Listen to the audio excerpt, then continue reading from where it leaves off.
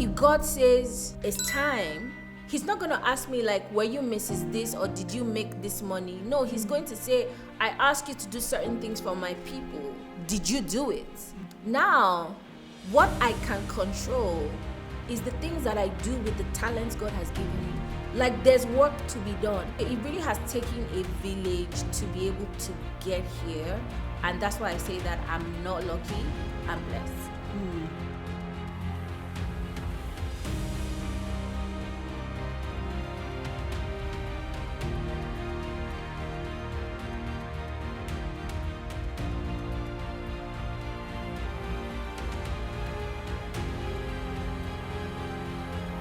I'm so honored to be sitting across Zany Fran. You know her as Francesca Uriri, but this is one woman that carries women's matter on her head. Yeah. She's unapologetically herself, and she shows up every day letting the world know her needs, her passions, her desires, and she's so unashamed about it. And by doing so, I know that I've been encouraged, I've been inspired to show up more authentically online, offline, and to just be proud of who I am. I mean, it's from her that I knew like some things about Isoko.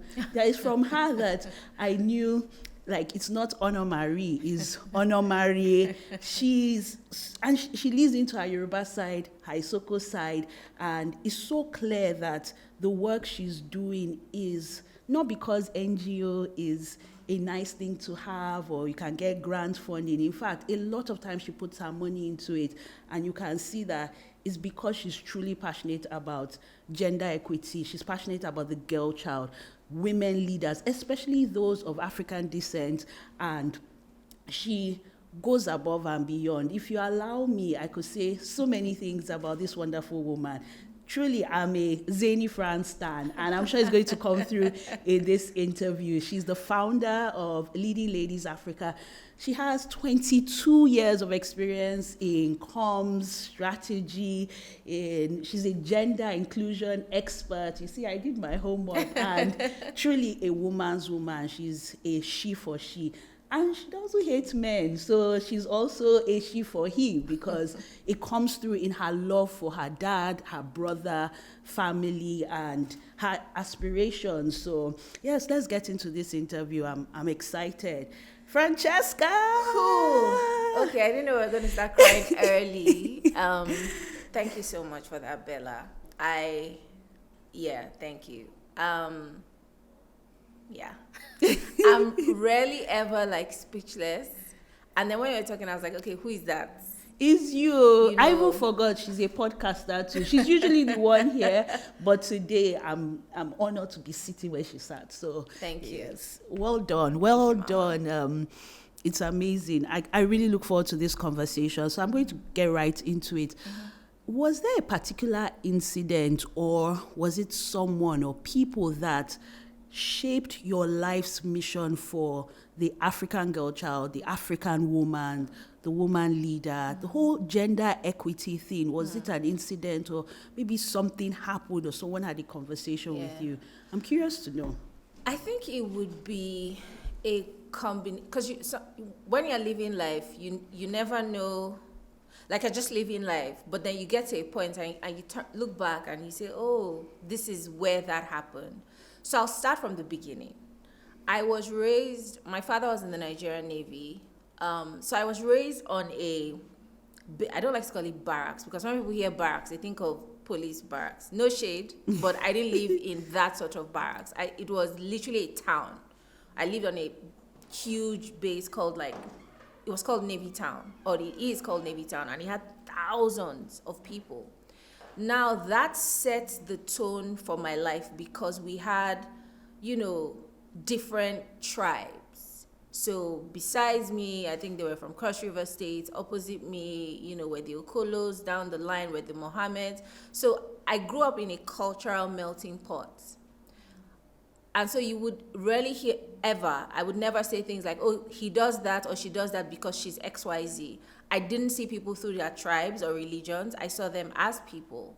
And so that shaped in me sort of like I had a diverse sort of like understanding. And then my parents, I grew up in a house where I don't want to say I didn't know I was a girl. Of course I knew, but I didn't hear all the things of girls can't do. In fact, when I was younger, when I was a child, I didn't like girls' toys. I hated dolls. I hated cooking sets. I was more interested in like my brother's like motorcycle, his toy soldiers. I used to roll tire. I used to like fish in the gutter. I used to climb trees, to my mother's consternation. But nobody said, oh, you can't do that. In fact, I remember a day like when we were young, I would follow my brother and his friends. And then the dog started chasing all of us. And because I was the littlest, I fell down and bruised my knees. And my mother was so upset. She was like, don't you know you are not a boy? So I could do all of these things. In the house, I could eat the thigh of chicken. Is that a thing? Yeah, because people say like, as a girl, like the thigh of chicken is for daddy. Oh, wow. Gizzard is for daddy. It's when I was growing up that I heard all of these things in primary or secondary school. Anyway, and so when I think my first inkling that, okay, the world is different was when I was in like primary 4. And I got into an argument with a boy in class, and he said something along the lines of, don't you know girls don't do that? And I was like, you're silly. Because he was like, oh, don't you know girls? So I went home. Thing shook me. And so I went home and I was crying. And, I told my dad, and I was like, Daddy, and my dad started laughing. And I was like, and my dad was like, not everybody is like us. So that was the first sort of like understanding that I had lived in a bubble.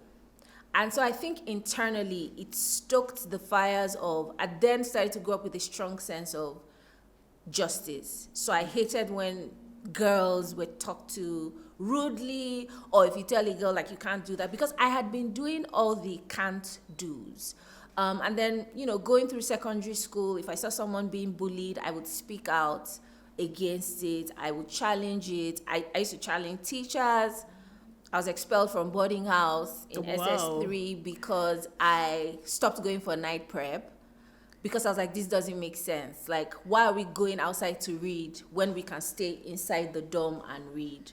And so for a whole term, is it term or I don't know, what's the secondary school? Term. So for 3 terms, I didn't go out for prep. My grades weren't affected. I had great grades, and they were just like, you can't do this. So they expelled me from boarding house because I wasn't playing by the rules. So I've always been like a rule breaker. I've always challenged injustice. I grew up in my dad, and I hope we talk about my dad. My dad was very gender forward. He raised me robust reading, robust exploration. And so I think I wasn't aware at that time, but it was shaping. And my mom as well. My mom is, my mom is like, do it. She's very free-spirited. So that I think that's where some of that comes from. Interesting. Now, I want to look at your communications experience. People look at you, and I'm sure you've gotten this comment, and it's like, you're living the dream. I don't know, was there any point that you thought, you know what, I have to go global, I need to live abroad, I need to work abroad, I need to get global, international experience? And if yes, did the experience live up to the expectations you had? How much time we got? So again, I'll start from the beginning. So short answer, yes. But it wasn't as sort of like scripted. What I did and what I've always done in my life is I've always said yes. And I've always put one step in front of the other, and I've always been open to opportunities. However, in starting out my career, I remember I went to Unilag, I studied English literature. But I knew that I didn't want to work, like when you would have like Zenith Bank and all these people come, like they used to do these career things where they would try to hire you before you graduate. And everybody was scrambling for it, and I wasn't. And everybody was like, I will never work in a bank. Like, I'm not going to wear a suit. I'm not going to be boxed in. Now, I knew that I didn't want to do that, but I didn't know what to do. And so again, I had the conversation with my dad, and I was like, oh, everybody's like scrambling for like Zenith Bank, then I think it was Oceanic Bank tests, but I don't want to work in a bank. And he was like, what do you want to do? And I was like, I don't know. He was like, okay, what do you like to do? I was like, oh, I like to read, I like to write. You know, he was like, also, you're a talkative. So he was like, you know, do you want to be a journalist? I was like, oh, okay. Not really. He was like, okay, do you want to do public relations? And I was like, what's that?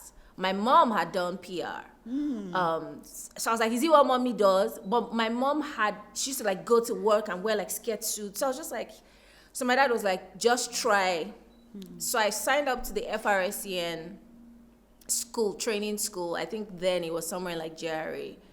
But it's still there. It's still there. But I didn't go. At this time, I used to model like on the side. And so one evening, I had gone for like a modeling event, but it was boring, so we were just sitting. And then I saw this woman, I think her name is Temi Onosoyin or something. Forgive me if but I used to read her column in This Day.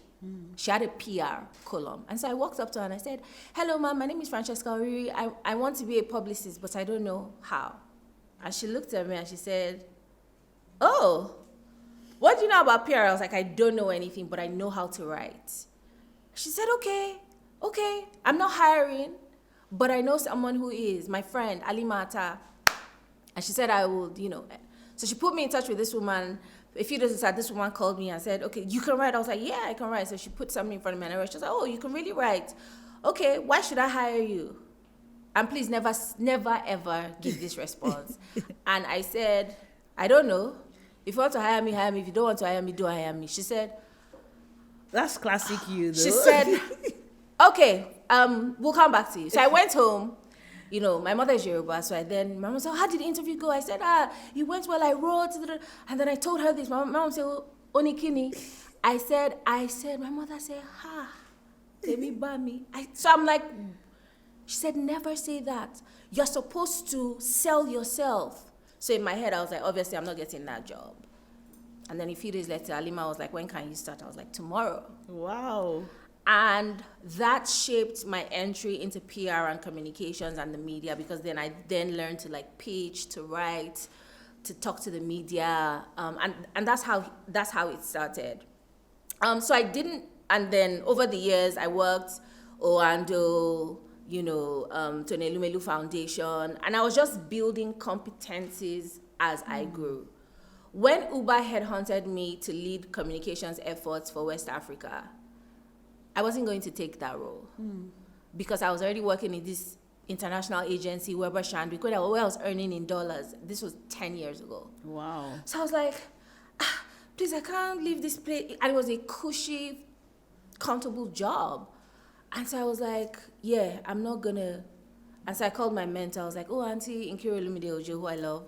And I was like, you know, these Uber people, they find me.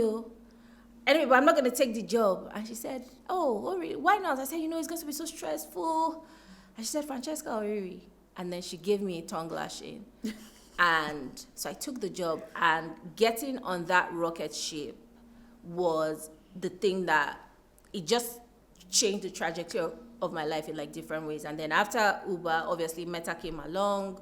But towards the end so I had done I started off Uber heading comms for West Africa, and then, you know, a few years later, regional comms for Sub-Saharan Africa. But then after that, I was just like, okay, what next? I've done all of these campaigns in Africa and across Europe. What else? America. Everybody says you have to. So I was like, okay, you know what? I'm going to America. I got a role. You know, I found a role in the Uber headquarters in San Francisco. I applied for it, and I got it. And then I moved. So your last question was it? And then I moved to Uber. It wasn't great. Every ism that, you know, I experienced, racism, bias, microaggressions, it was like a shock, because everywhere else I had been, everybody liked me. I was competent. This star girl. Exactly. So I went there, you know, you're doing campaigns, and working across Sub-Saharan Africa, we would be in meetings with presidents and governors. So I was on that, and then I go to America, and nobody cared about that. No, everybody was like, oh, you did that, okay, cool. And it wasn't that I was expecting a red carpet, but I'm competent. I'm not. You got the job. This wasn't a fluke, but yeah, working in America, we can talk about that. It was tough. And so I was just like, this is not working out. But by then I'd already been in started conversation with Facebook, now Meta. And then when that didn't work out, I came back home, COVID had hit. And then after that, 10 months later, I moved back to the US and then took up the Meta gig. So initially it was really hard. It wasn't like what I experienced across Africa or even Europe and the Middle East, but it's been worth it.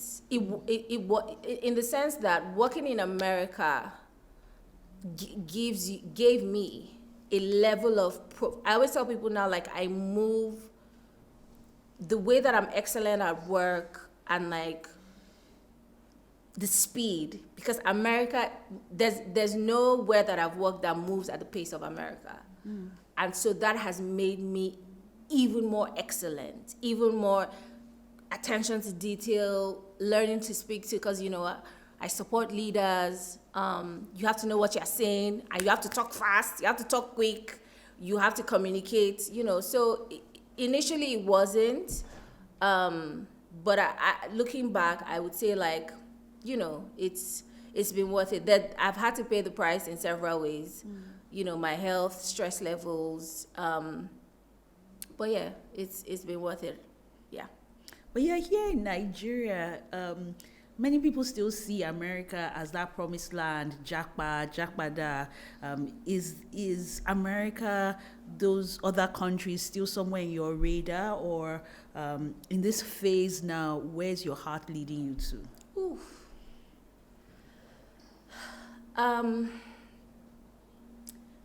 So I think talking about America is very complex. America is not straightforward. If money is the most important thing to you, if you're like, I just want to be making money, I don't care about my health, I don't care about my family, I don't care about wholesomeness. And I'm not saying America is not wholesome, but it is fast. That's why it's the center of innovation. And it's capitalist. But it will cost you. So you have to be aware of that. So I never tell people blindly, like, oh yeah, and you're always paying bills. In Nigeria, there are people who don't have jobs in Nigeria, but they eat every day, and they live in houses. That's unlikely to happen in America.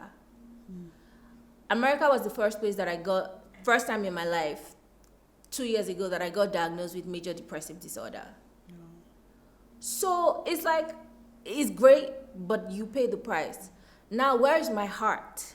My heart is, I want to do impactful work.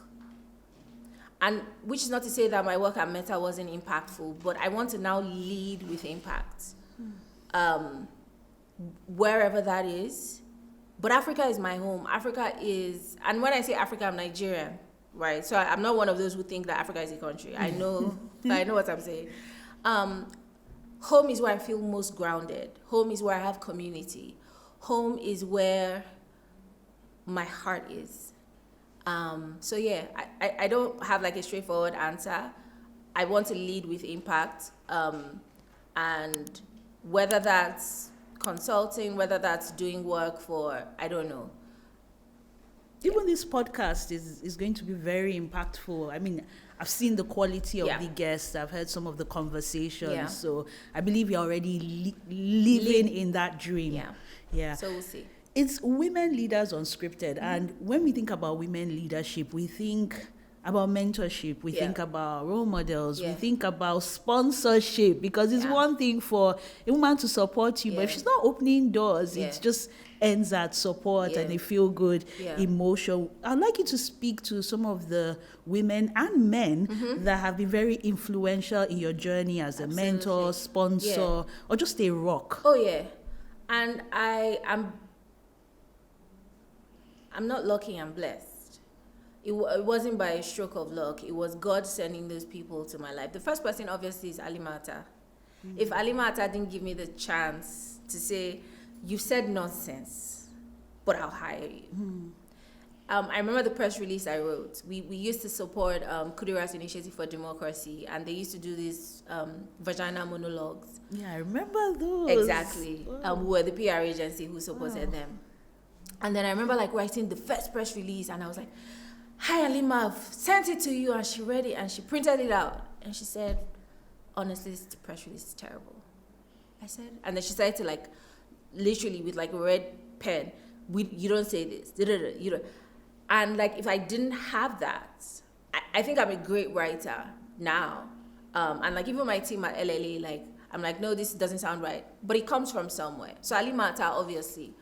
Another person that I would say who probably doesn't realize this is Mecca Olowola. He used to be the head of corporate comms at Owando. I worked in Owando briefly, but like I remember the first day I joined, I was like, everybody here is a superstar in the sense that they knew their shit. Like the person who was doing media, the person who was doing events, the graphics people, the strategy, the media planning people, and then Mecca himself. Every time that he spoke, it was like listening to a masterclass. And so again, that level, and people like to think that there's no level of excellence or competence in Nigeria, which I think is just BS. No, I don't think, I know it's BS because these people exist. And so just learning under Mecca was transformational. Another person, obviously, in Kiro Lumide Ojo, who took one look at me and she was like, you need a mentor and I'm going to be there. She didn't have to, right? And she has just been so instrumental in my career, in love, in faith. Who else? Tony Elumelu, who, you know, after I had run my business for a couple of years, I was just tired of being an entrepreneur, and I was just like, I beg, I need to go back to 9 to 5. And having the opportunity to work at Heirs Holdings and the Tony Elumelu Foundation and work with great women like Owenoma Ogiafo, Okaima Ohizwa, Patricia Deriwibe, all of these incredible women. Like it was at Dupe Olushola, it was at HH that I saw women. Like Tony, I used to go, then in my head, I used to call him like, oh, Charlie's Angels, because he had like these badass women who were doing like epic shit. And then, you know, more recently, you know, in Meta, my manager, Regina Gordon, who was like, you know, when I joined out, she was just like, okay, what is important to you? I was like, promotion, new. And she was like, okay, here's the roadmap. And I joined, you know, Meta in 2021. I got my first promotion in 2022. Wow. Because like I had someone, and she was always like she's like, okay, do this. And I'm like, I can't do this. I just joined. She's like, nah, you got it. Maxine Williams, who is the Chief Accessibility Officer at Meta. She is from Trinidad, and then just seeing a woman who is like an immigrant like me, and like she has her hair the way she wants her hair, she has her accent the way she wants her accent. And of course, I'm sure that there are many other people. I have peer mentors, you know, Efosa, Olumide, Adebola, who I go to with like my career, like, oh, I'm trying to do this, or I want to do this, and Wale Adetula, who contribute to that. So it really takes a village. And of course, my family have always been there. Like I remember, like I was I was interviewing for a role, and they were lowballing me, and my brother was like, no, you're absolutely not going to take it because this is who you are. And so it really has taken a village to be able to get here. And that's why I say that I'm not lucky, I'm blessed. Listening to you, I could just say, small girl, big God. But I'm not saying it as those aspire to perspire, respire, and expire. Yeah. I've seen how your faith comes through in all you do. You're very unashamed about your relationship with Jesus and being a believer, a woman of faith. Yeah. And a lot of times, people can just leave it as, I thank God in a thank you speech, or small girl, big God. But I want us to bring God into this conversation, especially because in an earlier answer, you said, oh, you're in America, you got depressed. And those things it's almost like, Christians are you not depressed? believing, born again, tongue speaking, and you're depressed? God forbid, you know. So I was I had what was called high performing depression. So you're not sad in a corner. I was still doing stuff. So I remember going to the doctor, and I was like, I think something is wrong. I think I'm stressed because I keep crying. You know, I would try to do something, I would burst out in tears. So, you know, I think I'm just exhausted. So in my mind, I'm like, give me multivitamins and I need to go. So she asked, she was like, okay, what has been happening? Obviously, there were some things that had happened. My brother had been sick, really sick. Work, obviously, high stress. So she was just like, so I said to tell her. So she was scribbling, Igbo doctor, scribble, scribble, scribble. So when I'm looking, I'm like, madam, prescribe the multivitamins, make her come out here. And then she scribbled, she was like, ma'am,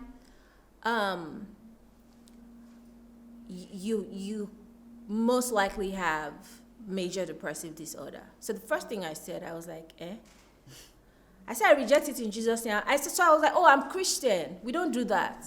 And she said, ma'am, I'm not asking you. I'm telling you. So I sat down. And then I started crying. And I was like, what is this? I was like, why is my own even major? Why is it not minor depressive? And she said, and you have to stop work today. I said, madam, it's like you don't understand what's going on. I said, no. And she said, yeah, if not, and in America, your doctor can actually like file something to emergency services, and like it can get pretty legal quickly. She can say, this person is not fit to work. I've told them they are not fit to work, but they're at work. Wow. So she was like, you need to stop work today. So in my head, I'm thinking, I have work, I have this. So I remember calling my brother, crying. I was like, and they said that. And he was like, oh, these are Igbo people. Say they're going to call things a name. I said, hey, because I don't have it now. They will come give person medicine. So me, I'm looking for somebody else. And he was like, you they pray. I said, hey, Mr. They pray. And then I remember going back into the thing, and I heard like clearly, like, what if you have it? I was like, God, but this is not enough. Like, God, we don't have it. And he was like, what if you do? And so I sat with it, and then when I met her, I was like, okay, what do we need to do? She was like, you need to get off work. Here's a letter to your work, da-da-da. And then I remember going home and just getting into like prayer, and I was like, and I don't pray quiet. I don't know how to pray in my mind. So I go there and I'm like, God, I don't understand. Like, I have so much work, da-da-da. And the Lord was like, yeah, but you have to surrender. I'm like, surrender what? You're always talking in parables. I'm not Moses. I'm not Abraham. Speak to me clearly. And he's like, you've been moving at breakneck speed. And you are not feeling through. You're just moving. And so what if this is a call for you to wait on me? I'm like, God, you don't understand. I get work. Anyway, long story short, I took 6 weeks off work. And I was just like really in prayer all through that time. I remember going to Costa Rica and just, seeing like in the jungle. And please, this is not like all those woke people that be like, I went to the jungle. No, it was just, because I needed to be grounded. And I was like, what's happening? Because I didn't feel like it was congruent with my faith. But it happened. And the Lord was like, you can run, but you can't take your eyes off me. And the race is not given to the swift. So whatever level of success that you think you're chasing by moving so fast, do you need that? And I'm like, but you're the one that sent me to this America, so I don't understand.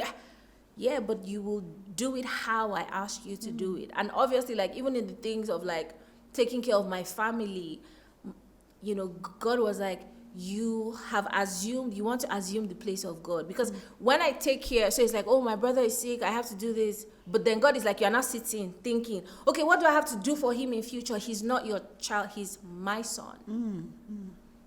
And that's a lesson that I'm still learning, because as like an only daughter and Ada, you take on the emotional and physical and spiritual and financial responsibility of everybody else except yourself.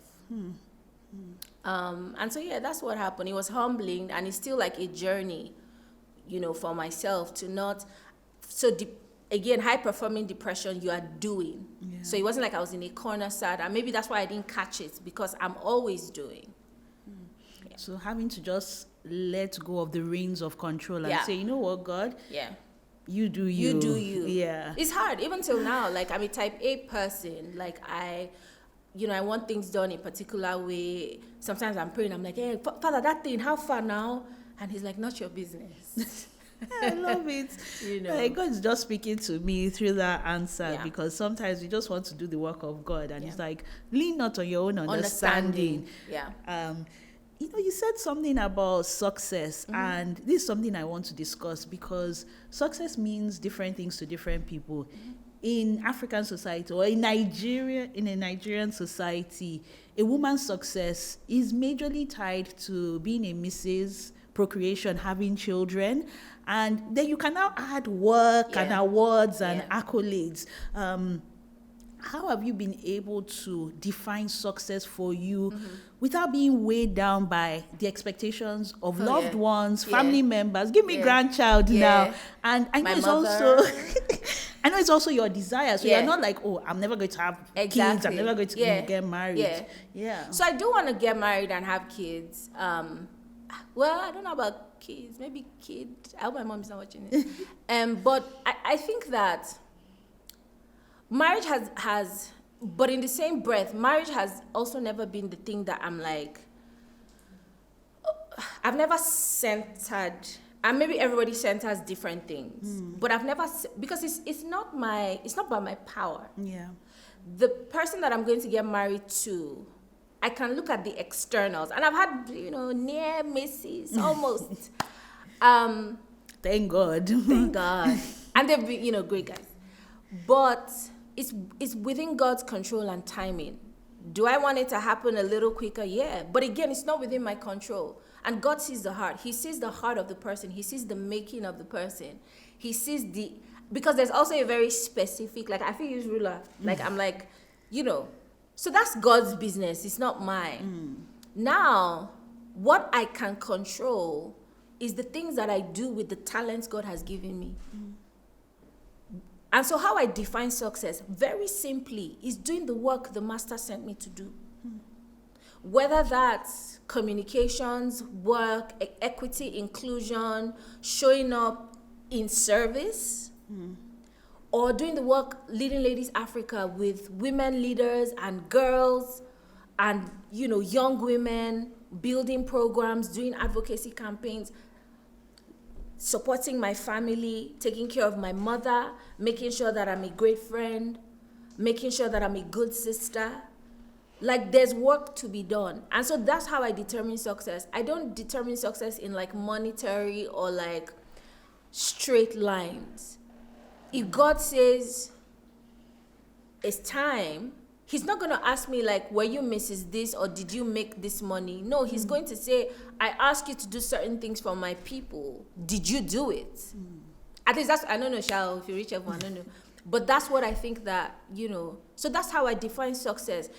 Impact is also like pretty broad and people use it as a term, but like I want those I love to say, oh, I felt seen by her, I felt supported by her. I want my team to feel like, oh, we learned a lot from Miss Fran.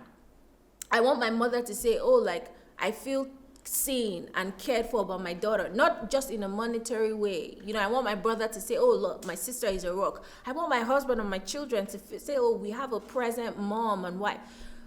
So for me, it's more texture than that. And so I don't really like boxes or like these destinations that we set for ourselves and we can't really control it. Yeah. Well, I just want to say before my next question is that I do feel very seen by you. Many years ago, you had Running in Heels, and I really wanted to be a part of that program, and I didn't have the money. It was 25,000, and I was just like, God, I really want to be part of it. And then you just randomly called me and said I should come and be the host. I was like, God, I was just asking to be a part. Now you're even giving me the opportunity to be the MC, and you sent me something for my costume and makeup, and it just made me feel like, wow, sometimes you're just in your little box and you think nobody is seeing you. And the same thing happened when my house was demolished. Like, you just sent that voice note offering me your house to live rent-free for 1 year. And I mean, that's someone that is not saying, oh, sorry, Pele, so what were the details? It was like, okay, I know you're in this position. This is what I can do for you now. And time, you encourage me. So I feel very much seen by you. Even this opportunity, I don't take it lightly and I don't take it for granted. So thank you for every time you see me, and I know I'm special. We might not spend as much time together, but knowing that you see me as your person, it gladdens my heart. So I just needed to say that, and I love you. I really do. I really do. I want to take the conversation to. Thank you, Bella. You're welcome. I don't want to cry yet. But no, I just had to you. say it because you don't know the impact you have in people's lives, and it's even beyond being in 100 list and all of that. It's just the person gongo, So thank you so much. So I want to take it back to family because you're very much a daddy's girl. Oh yes. And I wonder if that has shaped your views on men, on society, on how you demand for equity and justice in very real and vivid terms. If you read what she posts or listen to her, she does not hide the fact that her dad, it almost feels like your dad is still here because you paint such vivid stories of your time with him. Yeah. Whew. Okay, I think we might need tissue on hand somewhere. My dad passed. Okay, I said I wasn't going to cry. Sorry.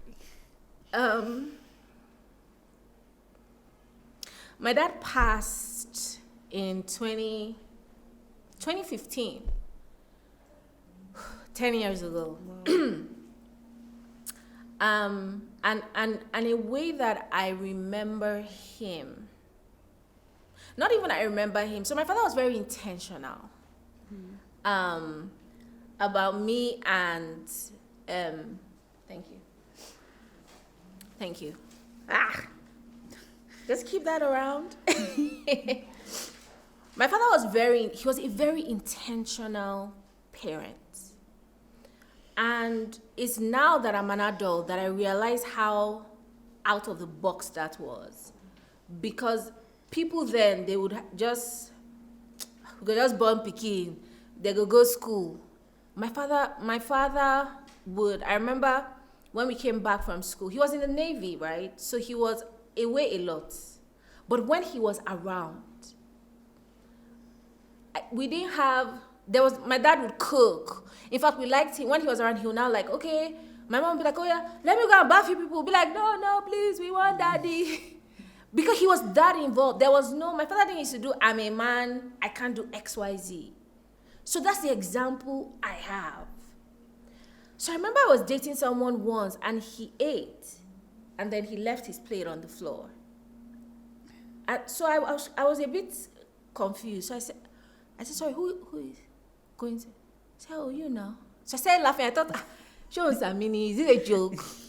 Na prank? And he said, so of course. And I sometimes move from 0 to 100 real quick. So I was like, are you dense? And he was like, and I was like, no, you should take it to the kitchen. First of all, I cook the food.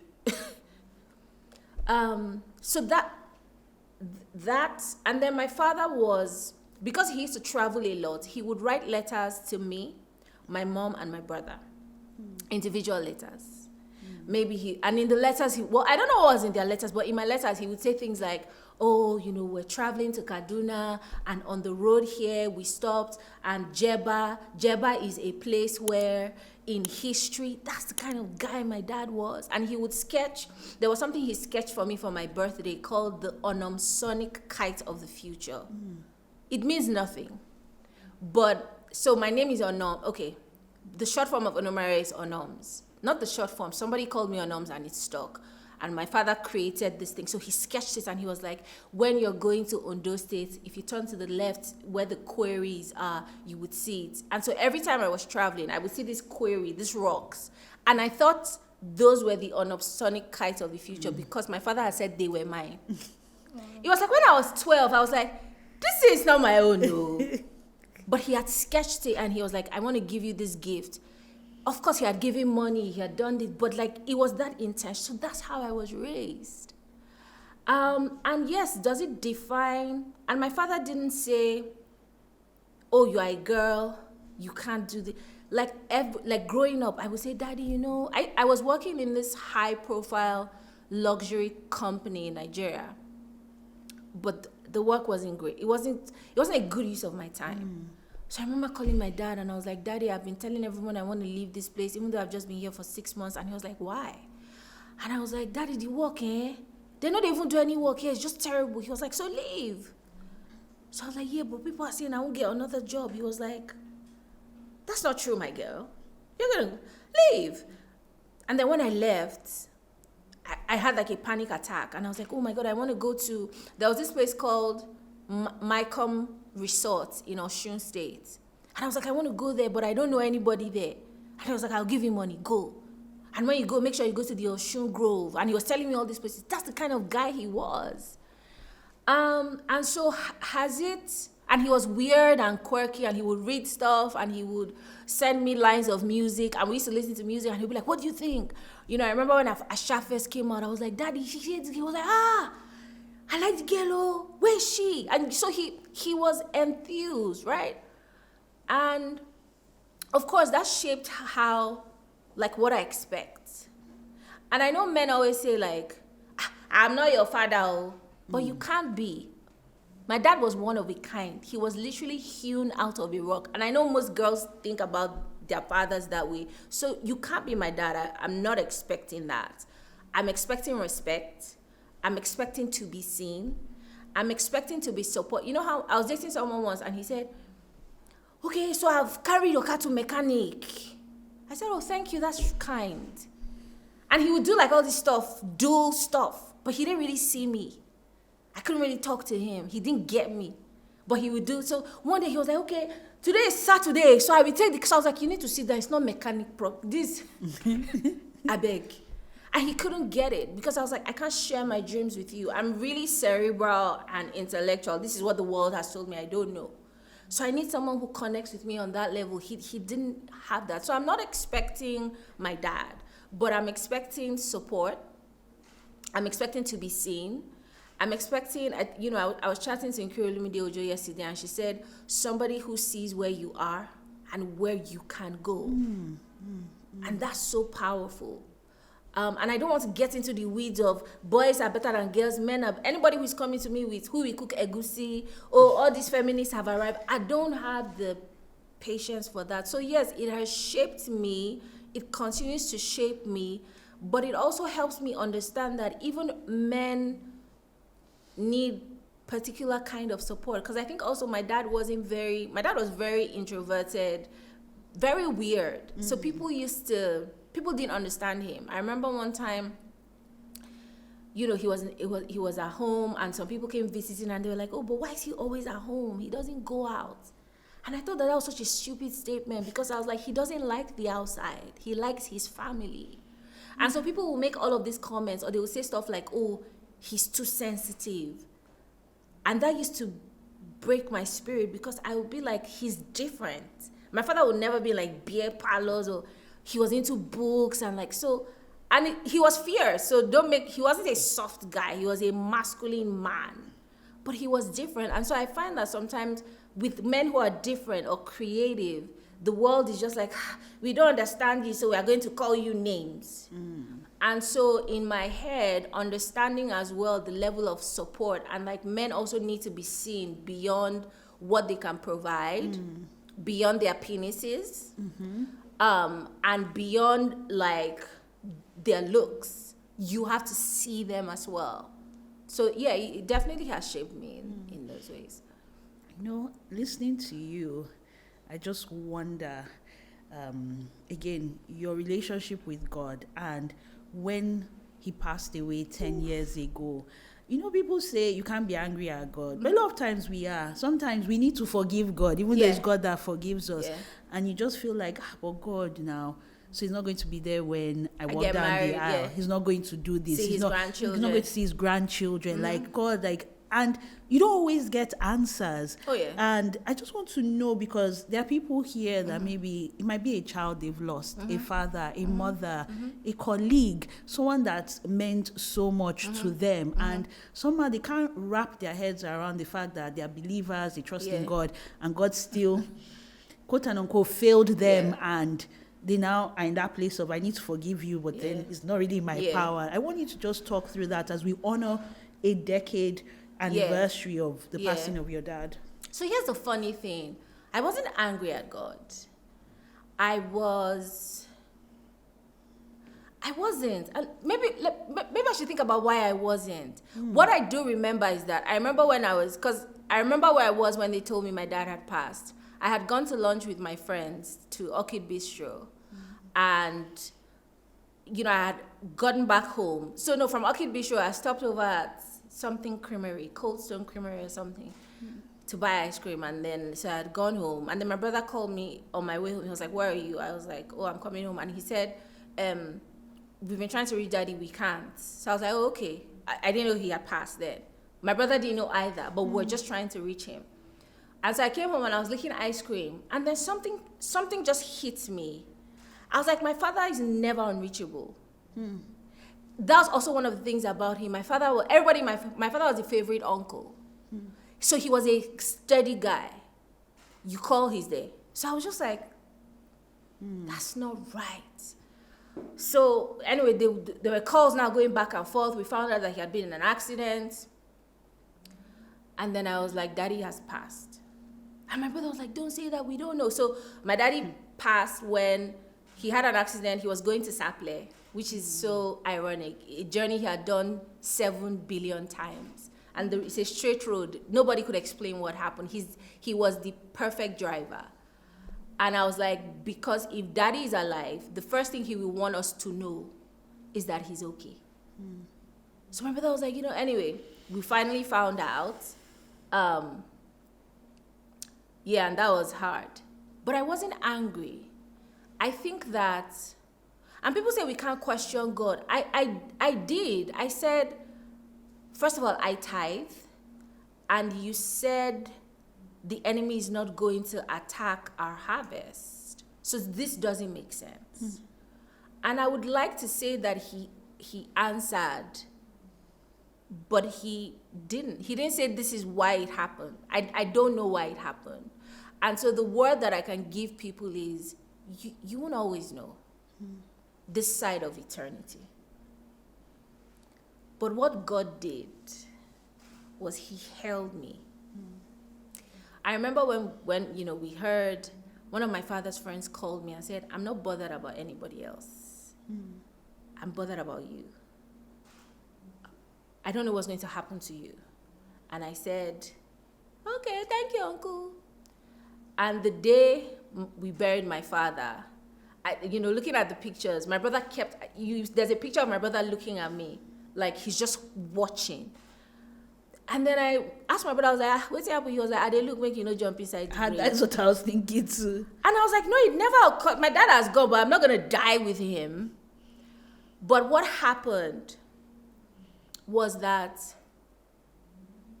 I feel like I have a limp forever. Like I'm never going to be whole. He's like, there's just a part of me that is gone forever. And it's interesting that you speak about the major moments. You're like, marriage, walking down the aisle, grandkids. I'm like, okay, that's fine. But in the everyday, I miss my dad. I'm launching a podcast. He's not here. I'm now in a point in my life where I can be like, Daddy, get on the plane and go. I can't do that. I'm at a place where I understand his complexity in a way. We can't have that conversation. And those are the things that hurt, You can't be weird together. We can't be weird together anymore.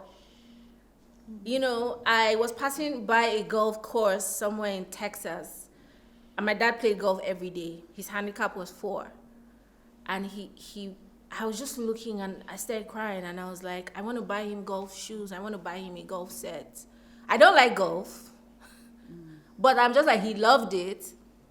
And so the thing that I would tell people is, I haven't made so I'm not like, okay, he's no longer here. It hurts every day. It's a thing. But you learn to walk with a limp. It's like Sheryl Sandberg said. She said, is option B.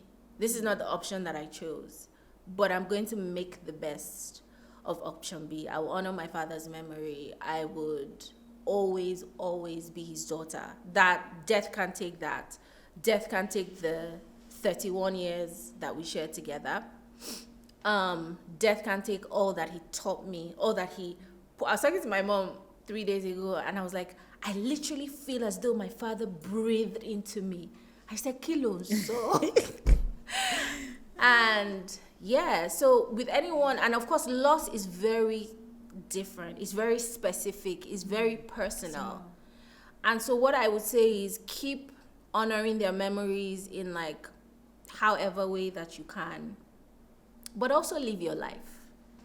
I think that that's another thing that therapy helped me unpack. So when my father died in 2015, and it's no coincidence that my professional life and LLA and everything took off, because all of that energy, I'm just like, I'm going to do everything with it. And so I poured it into like, I'm going to run the fastest, but then I'm now at a place where I'm like, I've also done that. Now I'm going to be rooted. I'm going to rest. I'm going to build around this whole. And honor that. You're going to be led and not driven. I'm going to be led and not driven. That's so powerful.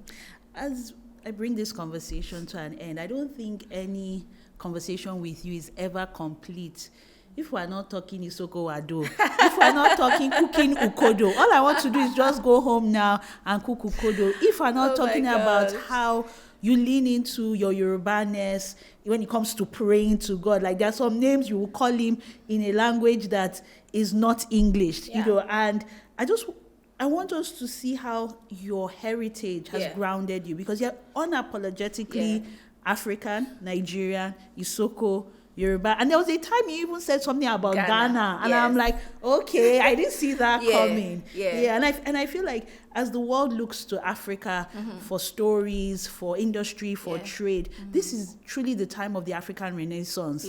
And this is when we should shine through our culture, whatever the history of it, and that they were not comfortable with. So we don't actually care what they were not comfortable with. We didn't ask to be they didn't ask our permission to come here to colonize us, so we don't care how they feel.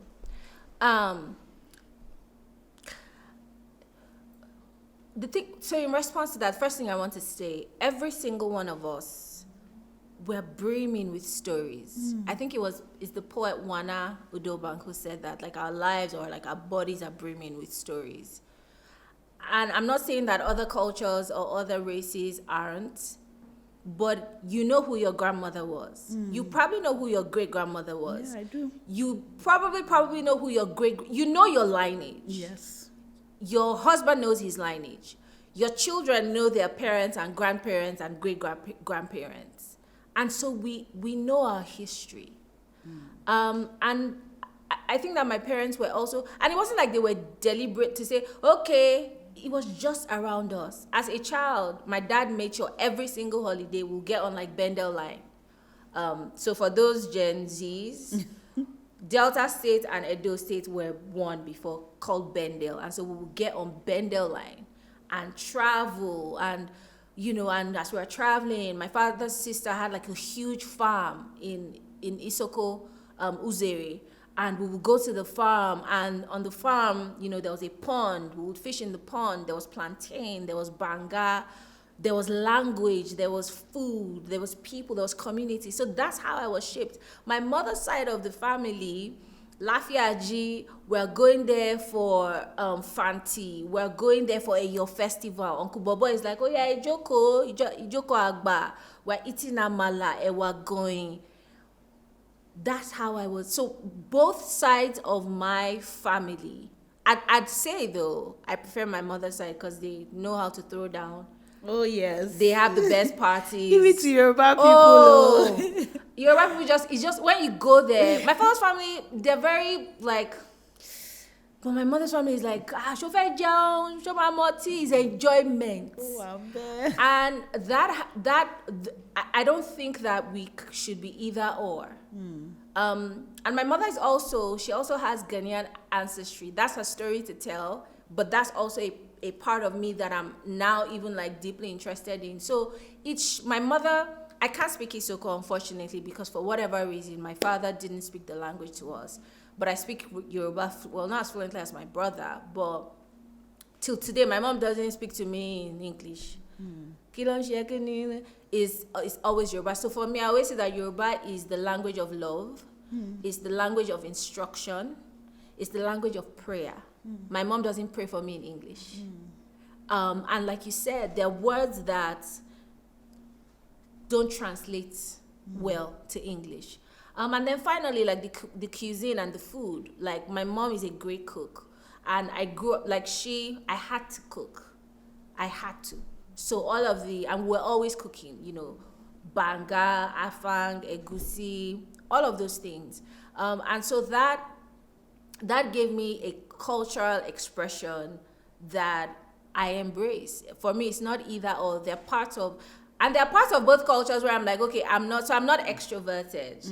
So that doesn't really align with my Yoruba side. And they're part of, obviously, Isoko culture, patriarchy, misogyny, that I don't identify with.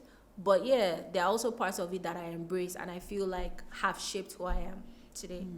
And finally, any last words for that young girl, that woman, maybe one who is just getting into a place of leadership, or one who is in a place of discovery, or one who feels they've reached their peak, and what next? This is what I will say to her. You have power, much more than you realize. Lean into it. Don't always listen to what the world tells you about yourself. You know best who you are. You know best what you bring to this world. But move around it with an idea, an understanding, and awareness of your power, because you are powerful. And you are powerful. I think that was amazing. Thank you for sharing so openly. Thank you for not holding back, and thank you for letting me go there and just bringing your full self to this conversation and interview. And I just wish you all the best with this podcast. I wish you all the best with Girls in Leadership Program, Leading Ladies Africa. And I know you'll be cooking up something even like, it's you now. It's Zany Fran. So, yes, thank you for being you. I truly appreciate it, and for counting me as one of yours. Yes, I love you. I really do. I love you too, Bella. Thank you for showing up. You're one of those women who, I think like sometimes you're not always aware of your power. I know. Not that's what you were saying. It was me you were talking to. But you do such, crazy, incredible work, and our world is better because you're in it. Thank you. Thank you.